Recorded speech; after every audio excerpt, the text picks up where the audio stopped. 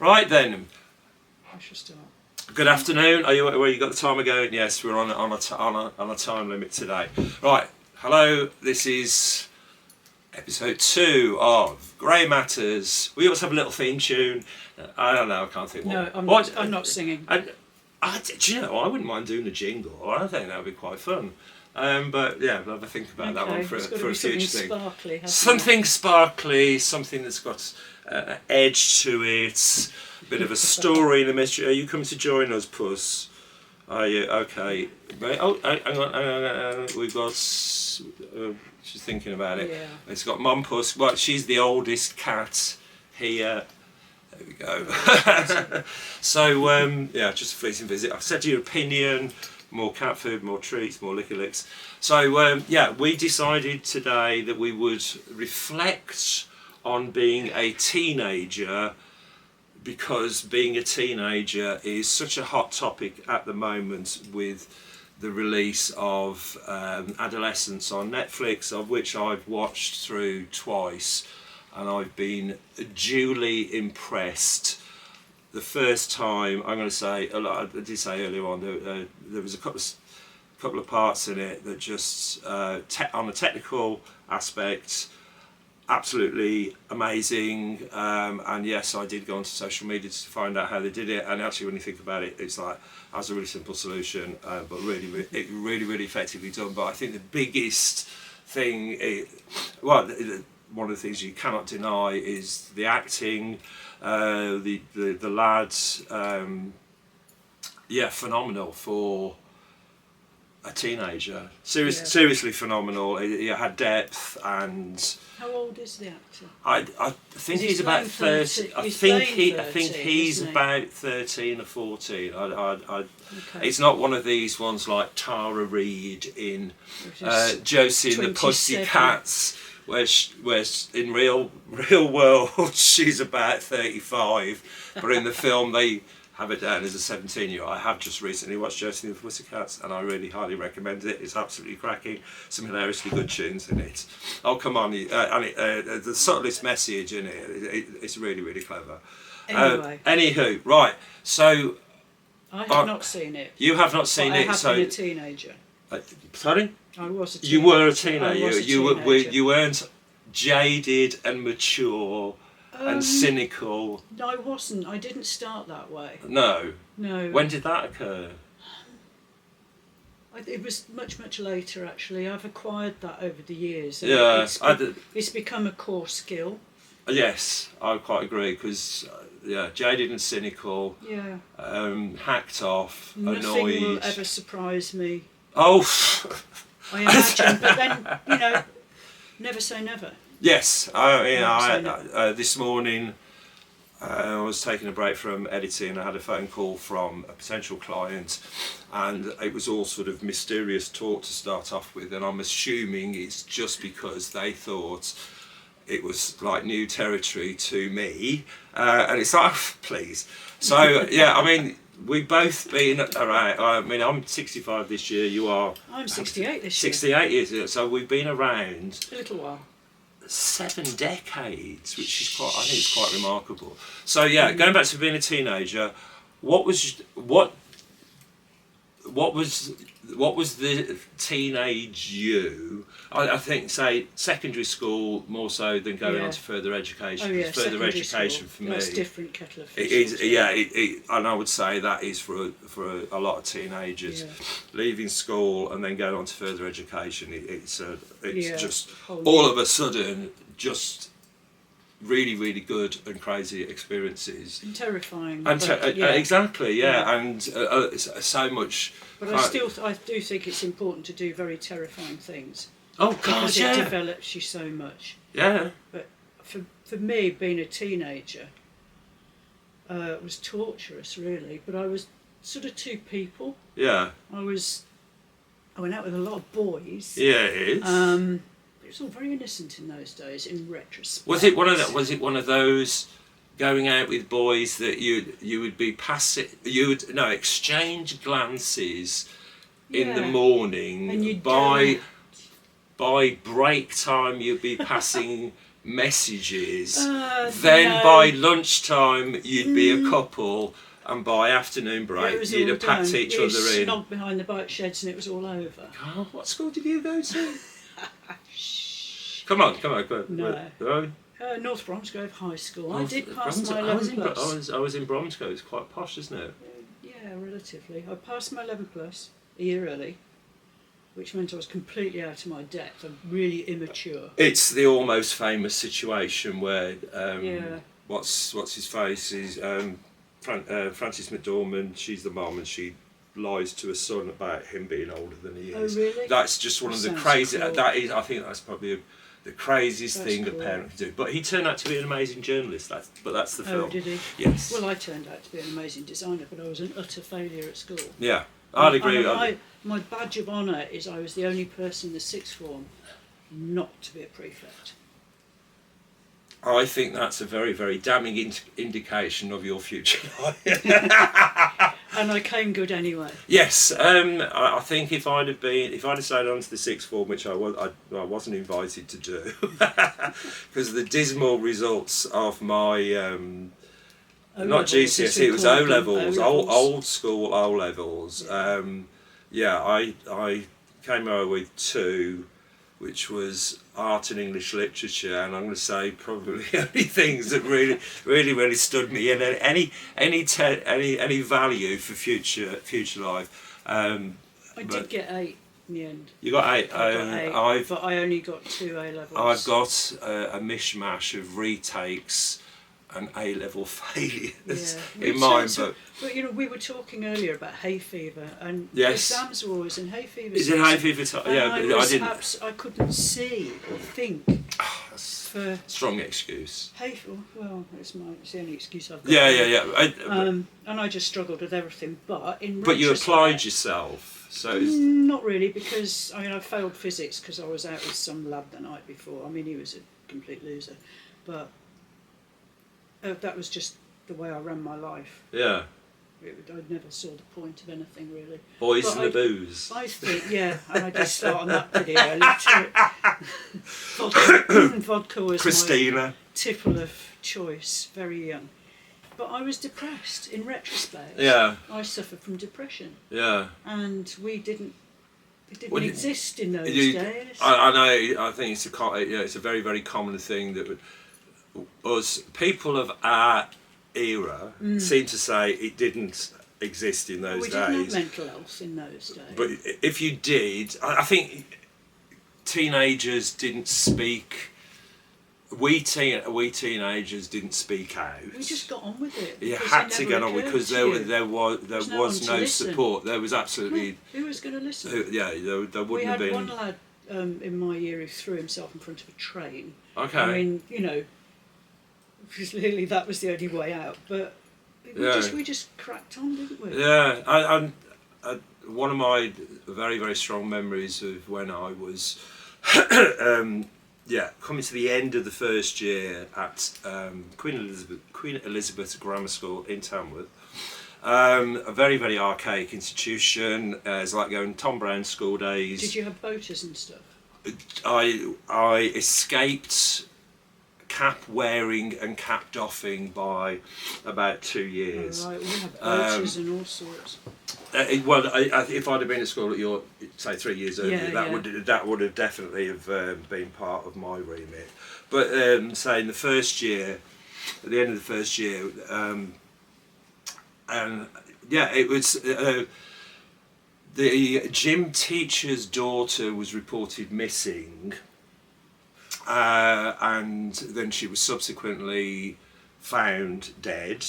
It's been a topic of investigation on, I think it's been on Rough Justice, and it's something that's been re-looked at still with around the time of the Peter Sutcliffe recent docu-series, and there is a thought, nothing proven, there is a thought that Judith may have been killed by him, but But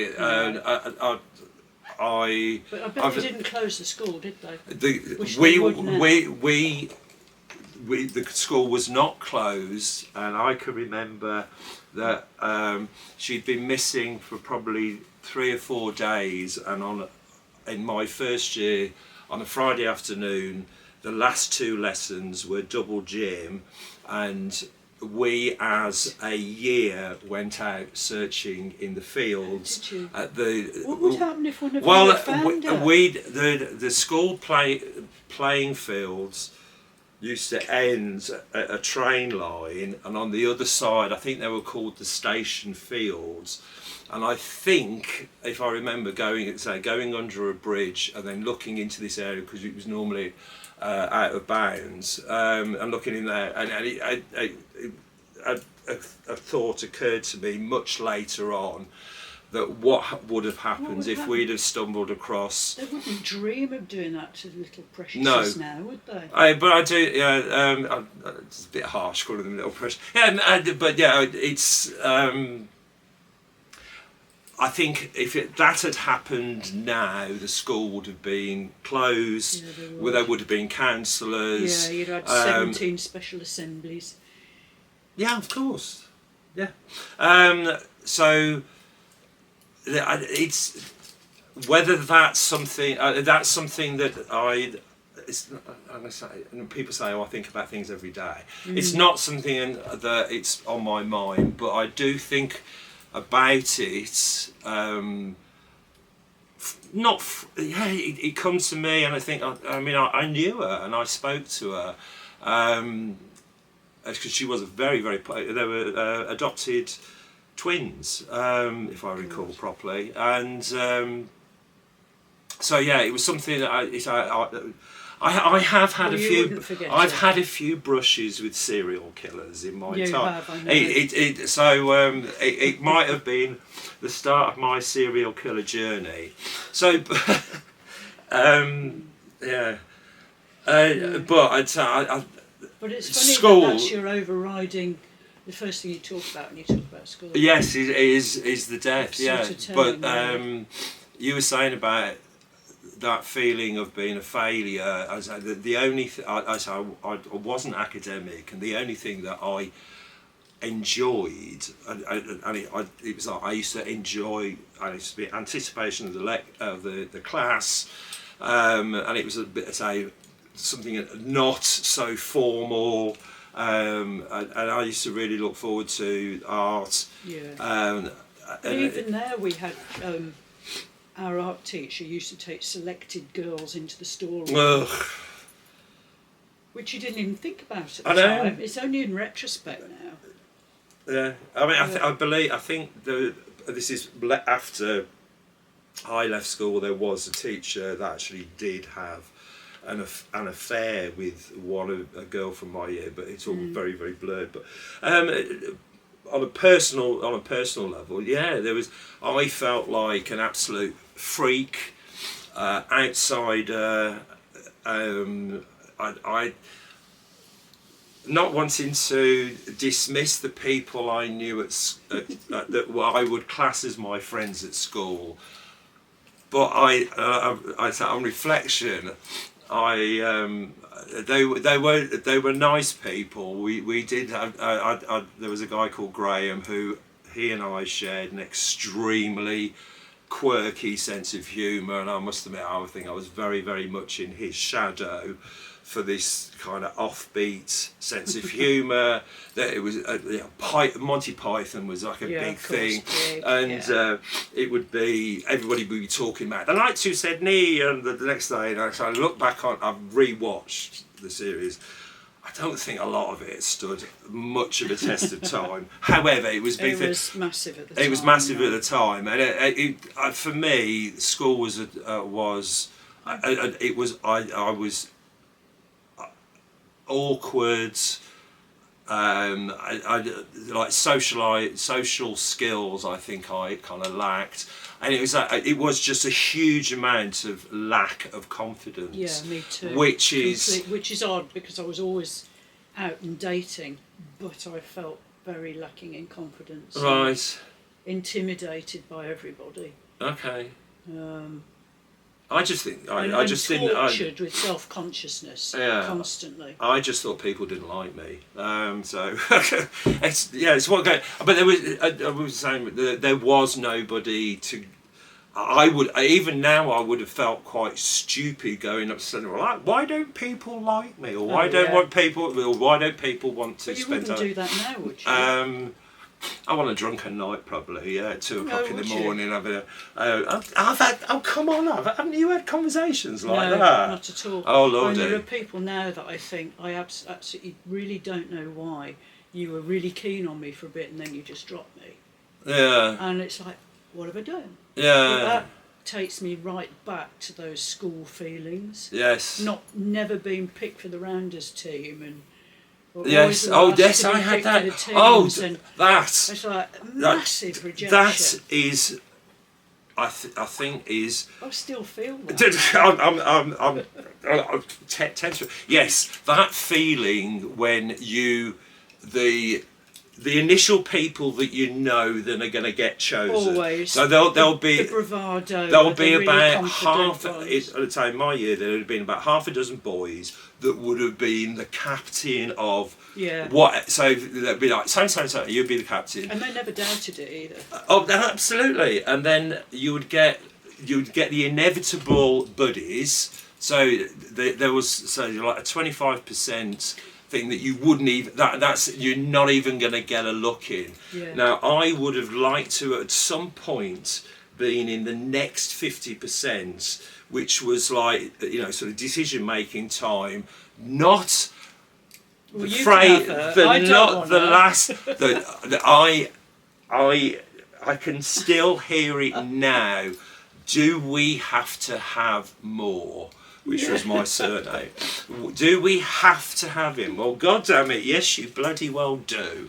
That hurts. And the hours I spent stood in goal, hockey, freezing to death on this bloody pitch. Furthest pitch. Hating every minute of it. On the field in cricket, going out to the furthest point, so you'd be off people's radar. Because in the end, I just completely lost interest in this team spirit. Yeah. Because that was because they were completely unteamy sort of people. But that was the grammar school part of the grammar school thing. Well, it taught you how to be a loser. Certainly did. Yes. So. Going back, however, I'm a winner now. How the hell did we get to be so fucking magnificent at now? And it's just, it just goes to show children that yes, it never give up. Never. Just get rid of the competition or do something. Do something entirely different. Yes, leave them in nobody else. Leave them in the dust, and then leave them thinking, I underestimated you. I never expected you to achieve anything. Did you know? As you probably know, maybe you're aware. I'm a big fan of S Express. I think at the time they came out, which was late 80s, and it was early rave scene, and it was sort of full on sampling, and there was this whole sort of upbeat vibe. And I just loved S Express because you got Mark Moore, who just looked amazing. The jacket, which was in the Outlaws exhibition, which is now closed, I was so tempted to distract everybody and steal that, because it's just the one that's on the cover, the leopard skin one. It's just fantastic. So anyway, and the beauty of social media, I do follow him, and the beauty of guest lists and other places. I've met him in real life and spoken to him, hung out with him. I hung out with him at the Creep Show gig about a year and a half ago, which was absolutely brilliant. Yeah, I'm very aware of the time. But yeah, one of the phrases somebody said to him apparently later on, it was, I never expected you to be famous. And it's like, come on. Yeah. And But so at least we don't have that thing that American schools have. One vote Oh. least likely to. mo- I mean, how wicked is that? that's worse. I mean, That it's is been bad enough worse what we went through, than but a wooden spoon. just evil. And that's something I Evil. utterly loathe, and I would say that yearbook thing, I think that's probably Evil. contributed to a great deal of emotional trauma. Anyway, I think we're on 3 seconds left, so see you in a little while, folks. Very soon. Ding dong, ding dong, ding dong, ding.